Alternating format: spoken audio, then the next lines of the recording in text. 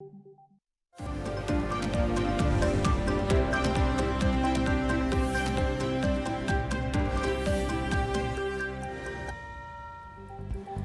Court में audio leaks commission के खिलाफ चेयरमैन तहरीक इंसाफ इमरान खान और सुप्रीम कोर्ट बार की दरख्वास्तों पर पहली समाअत आज schedule. Chief justice Umar Ata Bandial की सरबराही में 5 रुकनी लार्जर बेंच समाअत करेगा।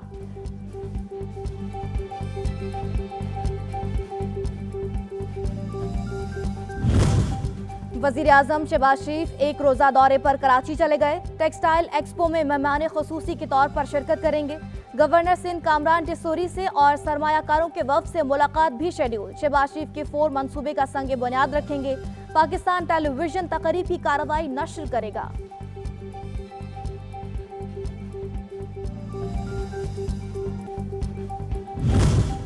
पाकिस्तानी मईशत के लिए अच्छी खबर। चीन से $2.3 अरब का मजीद कर्ज मिलने का इम्कान। पहले से लिए गए कर्ज की अदायगी की डेडलाइन में भी तौसीक पर इत्तेफाक। जराये के मुताबिक तबाहकुन सैलाब के बाद बहाल इक़दामात के लिए दीगर ममालिक से $400 मिलियन की इमदाद भी मुतवक्के। डॉलर की ऊंची उड़ान धीमी पड़ गई। इंटरबैंक में कीमत 34 पैसे कमी के बाद $285.40 हो गई।